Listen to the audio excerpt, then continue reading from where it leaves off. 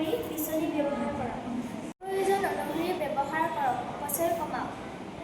কাগজত পেঞ্চিলেৰে লিখি বাৰে বাৰে ব্যৱহাৰ কৰিব পাৰি।